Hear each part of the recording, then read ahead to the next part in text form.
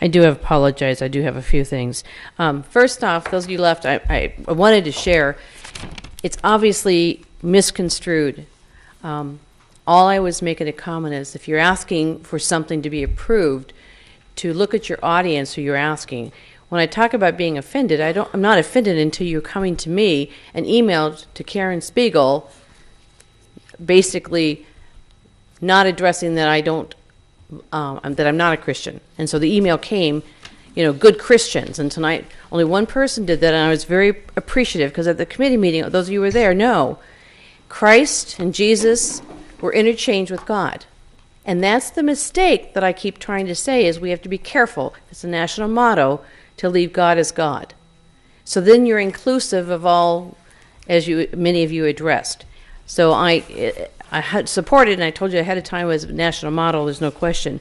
But I do want it clear, is I'm not offended. I was just offended when you're asking me to support something. It would have been nice that you didn't almost put me down because I'm not a believer and I'm not a Christian. That was my point of being offended, is that, it's like if I come up to you and called you another faith and wanted you to support something I wanted, but not acknowledging that you're not totally believing the same way I do. That's what this country was founded on, was the religious freedom. They left England, came to America so that we have that opportunity. And so, with that alone, what it stands for is what we should be living by. So I certainly support it, but not for the religious aspect and how you approached me. So that was it. Couple of quick things. I did want to ask the mayor if we have the second person for the committee that I had asked for. Yes, you are one lucky devil. It's me.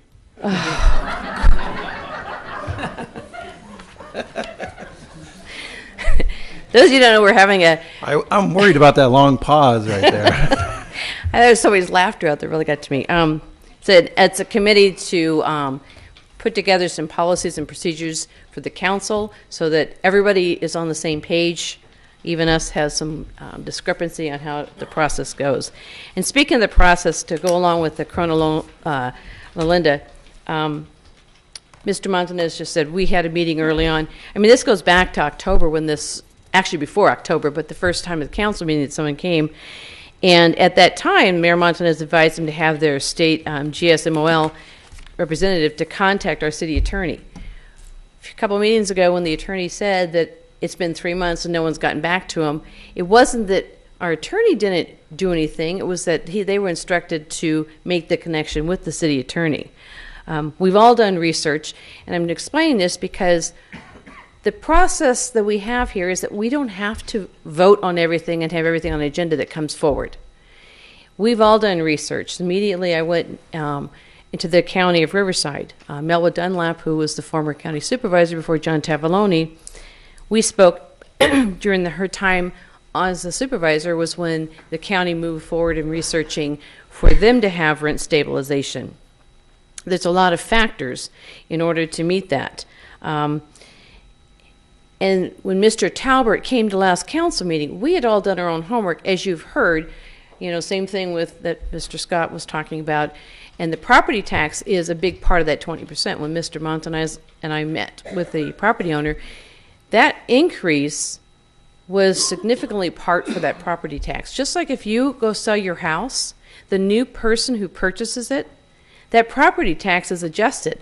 If you've been in your home for 20 years and someone comes and buys it, there's a significant increase in property tax.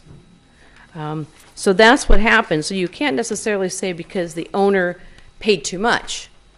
The owner just had a very significant property tax increase. And when there's something that is coming and our attorney and our city manager is researching on behalf, there's a policy that they have a limit on how much time is to be expended until they're directed to continue. And that's where Mr. Talbert came with the decision, is they had already exceeded the amount of time to spend on a project that was not direction of this council. So I just am trying to give that no direction doesn't mean we're talking behind closed doors. We recuse a Brown Act violation, which doesn't happen. We all do our homework. We all research. We all look for things. And none of us felt that there was enough to warrant moving forward with it. So that was on the Loma Linda, or the La Linda. Excuse me, my throat is dry.